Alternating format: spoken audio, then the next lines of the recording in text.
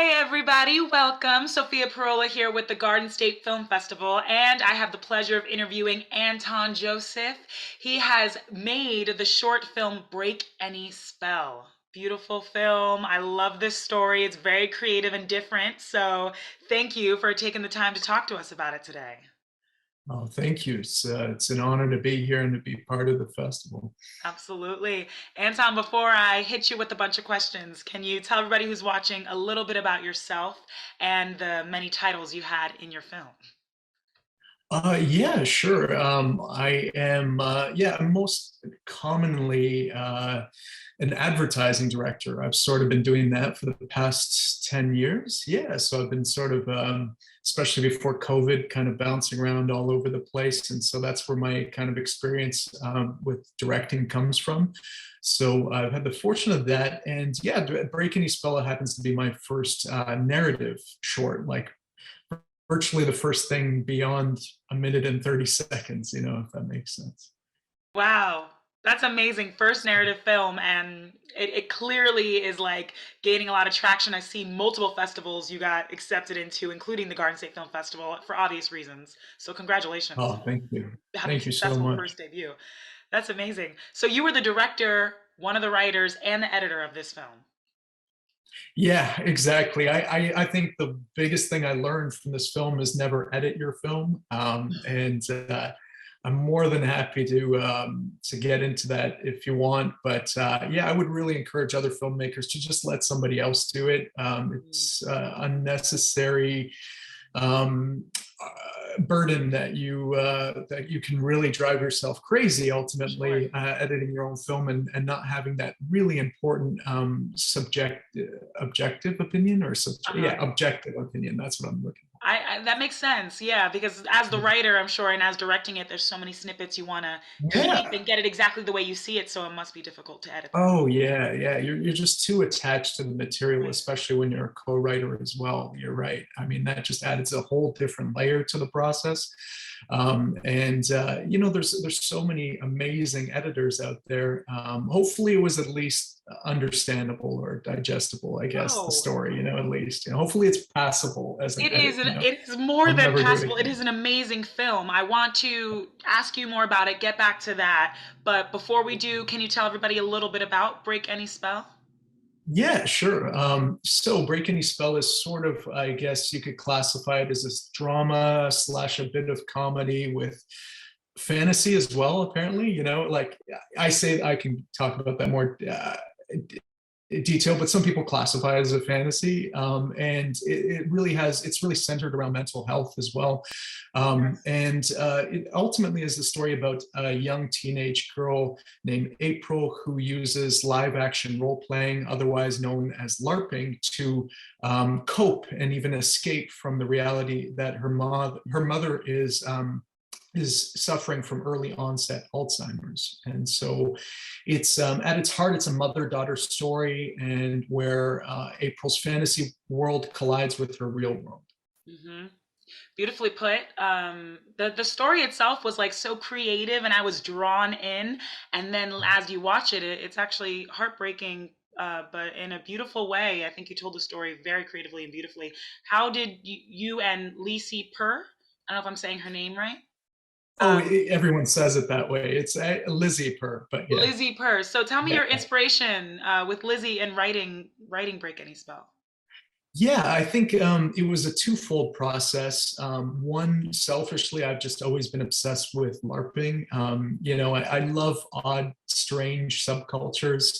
And nothing really made my jaw drop like actually stumbling into, it was in Montreal like 15 years ago, where I just stumbled into this. I was walking through the park and I stumbled into this battle, a LARPing battle, where I saw just hundreds of people just dressed up in costumes, just hacking away at it. And so I was just like, what is going on here? And I couldn't stop filming for like 2 hours with my phone at the time.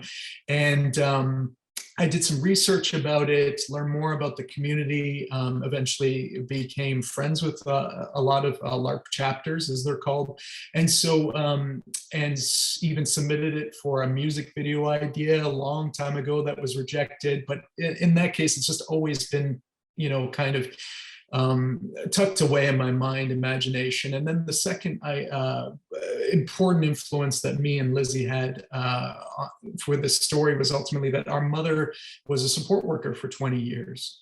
So a number of her clients were people who suffered from Alzheimer's. So having grown up and hearing so many stories, it leaves a huge influence, a huge impact on you. And I thought that, when we were thinking about writing a short film, it was shocking how these two completely different worlds blended together a little bit more seamlessly than we imagined, but we were definitely had our moments of panic and concern that, how could we be taking such a super sensitive and a topic and mixing it with something as hilarious and fun as LARPing, so. Yes, two very different things, but you did blend that very Yeah. seamlessly and connected it in such specific, subtle, beautiful ways, which I really appreciated and noticed. It really communicated. I want to talk to you about Thank directing you. this short. I mean, portraying mental illness, especially early onset Alzheimer's, isn't easy, both as the director, I'm sure, and as the actor. Both your actresses were phenomenal. How did you direct this so real and real, like realistic? How did you successfully do this?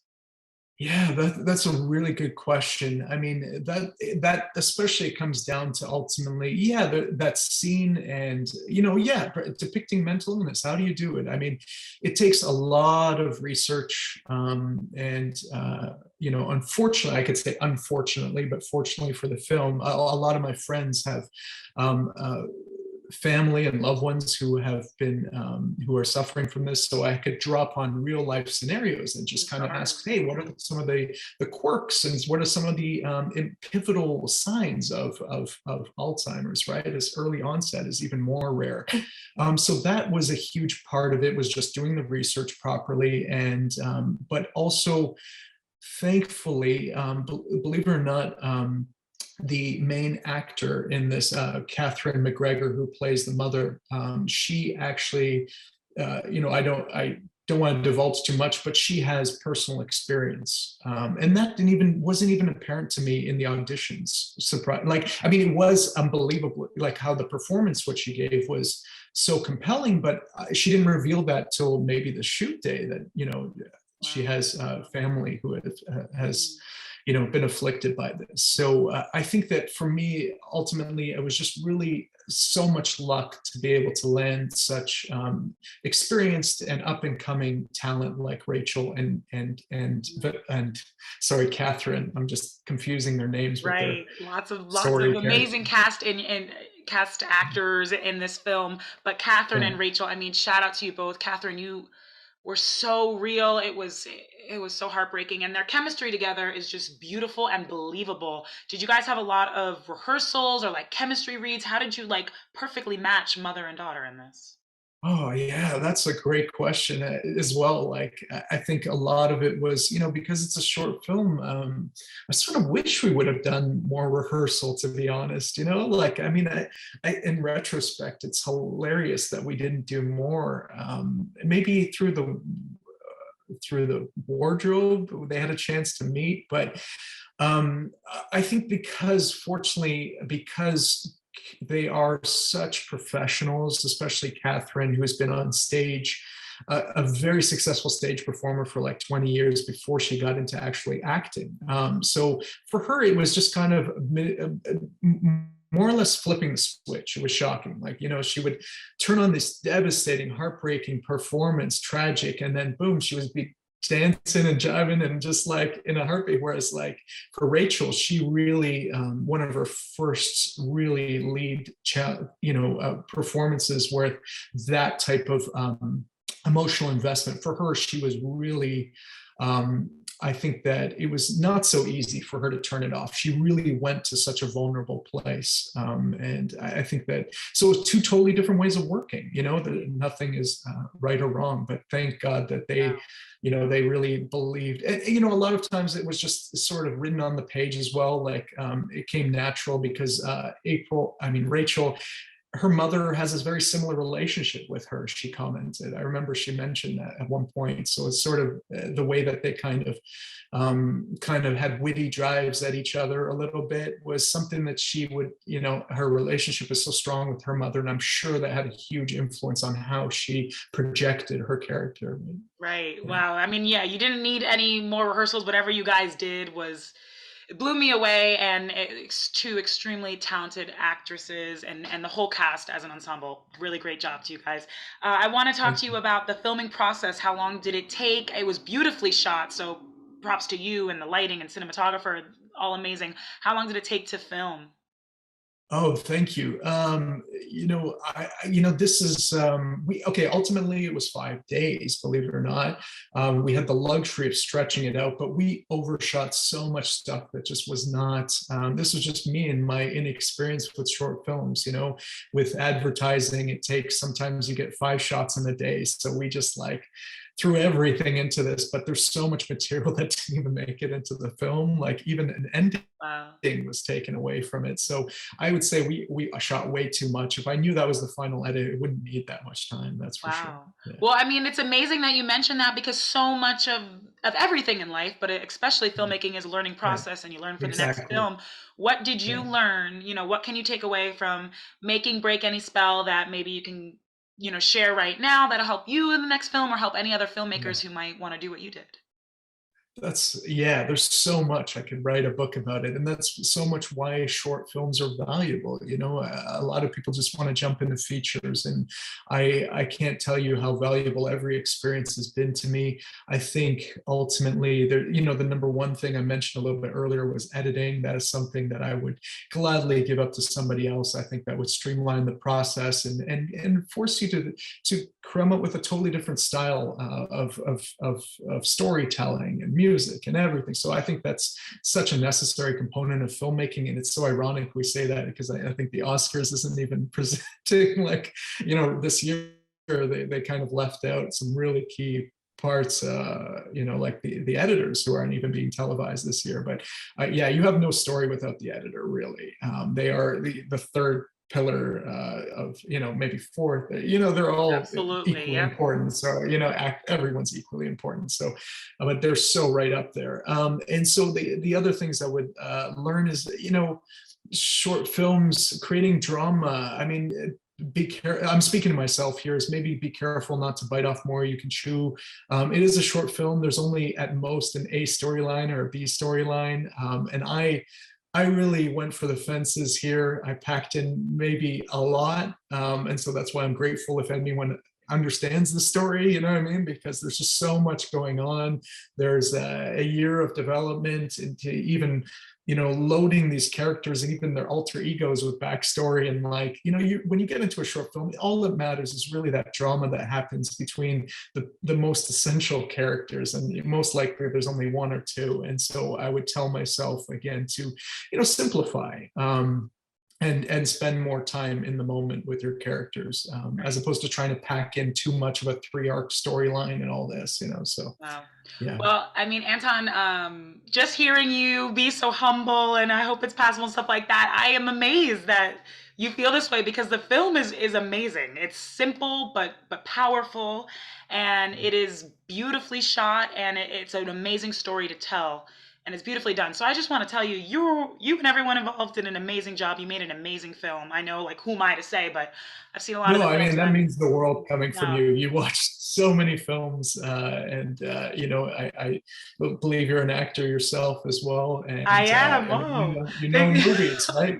So I mean, your opinion means the world to Oh, me. It really Anton, does. I Yeah, you know mean, what you're talking about. So thank yeah. you. Thank you. I appreciate that it means something to you, but I was very excited to interview you because I think you're extremely talented, including everyone in your film. Before we wrap up, I want to ask you how you heard about the Garden State Film Festival. As I said, I know that this film has seen a lot of festivals, so, how's it feel to have it at the Garden State Film Festival this year at the 20th anniversary? Yeah, wow. I mean, that just makes me even feel even luckier to be a part of such a commemorative date. I suppose that's the right word with it, and it is such so, I've heard a lot about the festival, especially through other filmmakers. And to be perfectly honest, after I had made the film, I had actually known so little about festivals in general. So it's not something that I can say that but the thing is, this film happened, believe it or not, it was shot before the pandemic. So I had a whole year that I took and stretched out to try to make this thing come together. And so then I really did my research. And then I was just, I also had the luxury of kind of working in New Jersey not too long ago as well. And so I did research on the festival. Like I said, I heard from different filmmakers about it. And then, after that, I just checking out like previous lineups and stuff like that. I just felt like, hey, I'll take a shot. This might be suitable, or something that they, Garden State might be interested in. And so luckily it paid off. So I'm really honored to be here. So many congrats to all the other filmmakers. So much excited to really check out all their work and all the great work that's on showcase here. So this month. Anton, you're a pleasure to talk to. Honestly, you're a great filmmaker and just seems like a wonderful person. So will you happen to make it to the festival this year to see your film and some other films? It is a little bit up in the air. Unfortunately, I'm back to advertising. So I will be there in whatever way I can possibly be, whether spiritually, virtually, or physically. I love At the moment, it's more like, when you're in advertising, you don't know what your schedule is like next week. As you probably know, as an actor, you book a job and then boom, your weekend's gone, or, your month is gone. So it's a little hard for me to plan in advance for anything at the moment. Well, I love that you said no matter what, you'll be there, because, the festival is both in person or you can get it virtually. So either way, you will be there, and that makes me more than happy. So thank you for taking the time out to talk to me. Thank you for making Break Any Spell, and everyone else who's involved, because it's a wonderful story, and I'm excited for everyone to see it at the Garden State Film Festival. So you have my pleasure. We're stoked to be here. Thank you so much again for having us and for sitting down to talk. It's a real pleasure to chat about this and actually have it finished, and get eyeballs on it. So. And not hard at all. I mean, this inspires me, and I'm sure other people watching. So let me just quickly tell everyone how they can see Break Any Spell at the festival. You can access it virtually and anywhere in the world. Visit gsff.org for tickets. Or if you want to see it in person, it will be screening at the Berkeley Hotel in the Continental Ballroom, Sunday, March 27th in the film block, 2:30 to 4:30 p.m. So definitely check it out. It's a great film. I love it. I'm going to hopefully see it on the big screen at the festival. And Anton, thank you again for talking to us about the process. Thank you. Thank you. Have a great day. See you at the festival.